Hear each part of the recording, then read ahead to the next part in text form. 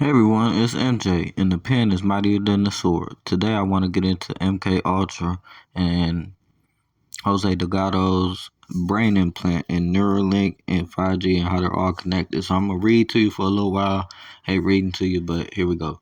MK Ultra was a top secret CIA project in which the agency conducted hundreds of experiments, sometimes on unwilling U.S. citizens, which included making them take LSD, also electrical shock therapy. Frank Olson was a scientist who worked for the CIA. It lasted from 53 to 73, didn't make public till 75. Um, his cocktail was Frank Olson. His cocktail was spiked with LSD, like they were doing to some of the patients. Days later, he tumbled to his death from a hotel room. The family actually had a second autopsy performed in '94, and they were awarded a settlement of $750,000 and an apology from Gerald Ford and then CIA director. Esther Schreier received electrical shock therapy, and this is an account from her son, basically saying how he was affected from her uh, experiments that she went through. And he said it's crazy. I don't think it was fair to do that to a developing fetus. Um, this is really crazy when you think about it. Not only did Gerald Ford apologize to that family, Frank Olson, but Bill Clinton apologized for this as well. So the idea of mind control, the theory that breaking a person down will make them do something against their will, has been constantly revisited by governments, okay, during periods of fear and uncertainty.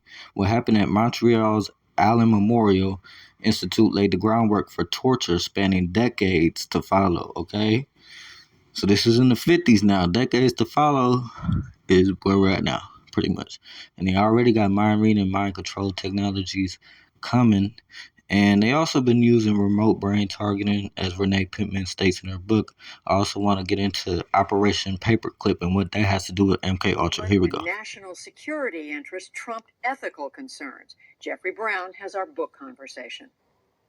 Nazi scientists, some of them tied to war crimes, including horrific concentration camp experiments, brought to the U.S. in a secret program to advance American security interests during the Cold War.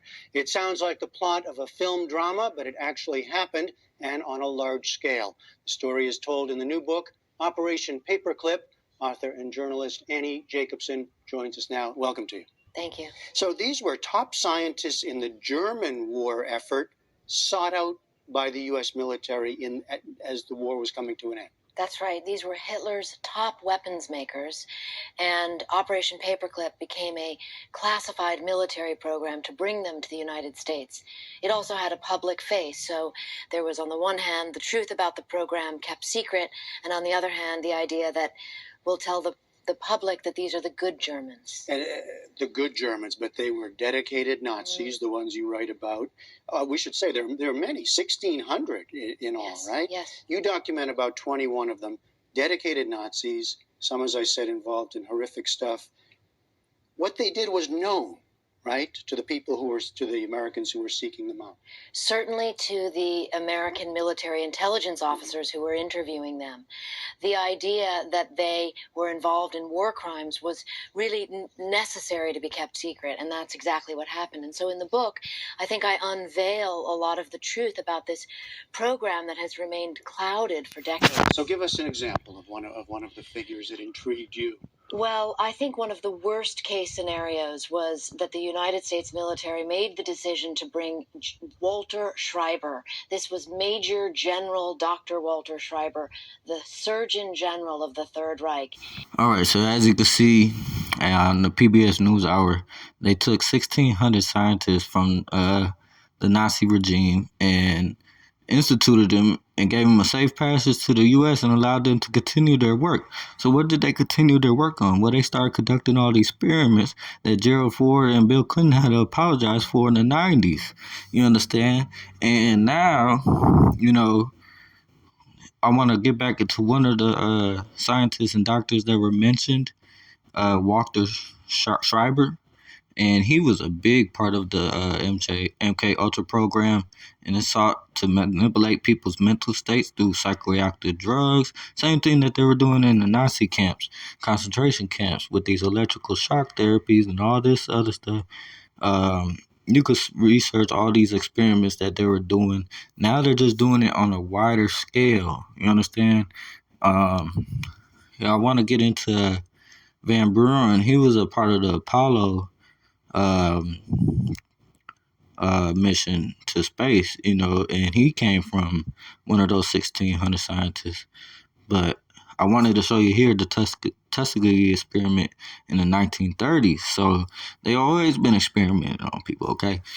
They're not going to stop now. So long story short, I want to show you something else too with Jose Delgado. But first I want to show you in the 1950s, Robert Heath pioneered the use of electrodes implanted in the brain to rewire sexual orientation. Today, similar technology is used as a treatment for epilepsy, Parkinson's disease, and Elon Musk recently announced Neuralink. So that's how it ties into stuff nowadays. All these experiments from back then didn't stop being conducted. So here's another experiment by Jose Delgado where he controlled the brain.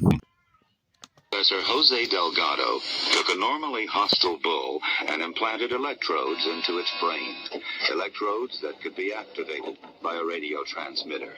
His objective was to see if stimulation of the bull's midbrain could short-circuit the rage signals, stopping the bull before it reached the matador. After the bull had recovered from the implantation and in mid-charge, the button was pressed. The bull's aggression ceased instantly. A clearer experiment was performed with cats.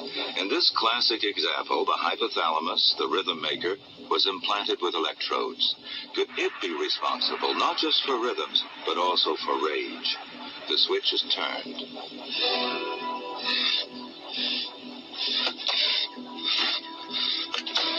Then the switch is turned off. So indeed, the hypothalamus does control certain types of aggression. All right, so as you can see there, Jose Delgado planted a brain implant into a bull and controlled him through a radio frequency, okay, that was remote controlled, as you can see in the picture with the monkey there. He died in 2011 in San Diego. He was born in 1915, and he studied neuroscience, obviously, and he's famed for his research on mind control through electrical stimulation of the brain. Now, why is this important? What does this have to do with now and 5G? Well, I'm going to tell you why later on in the video.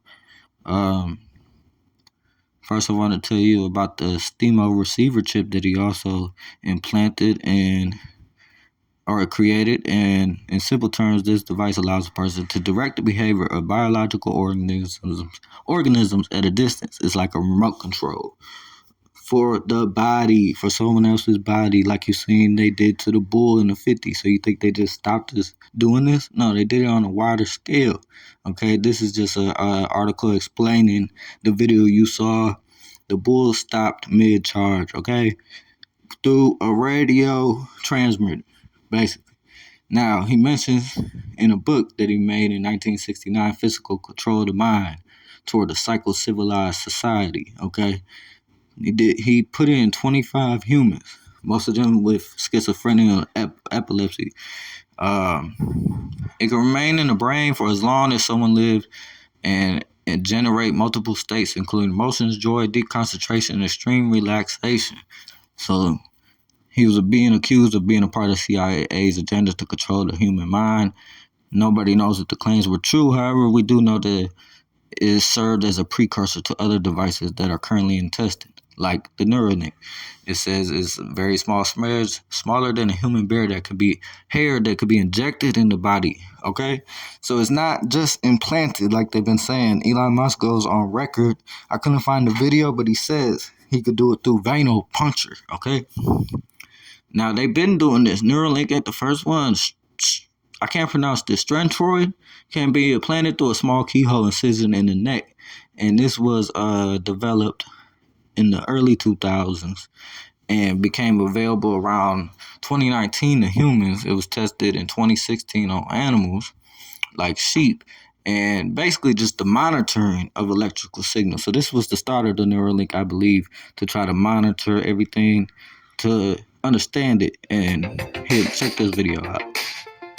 basically explaining how small this is that they could put into people, okay?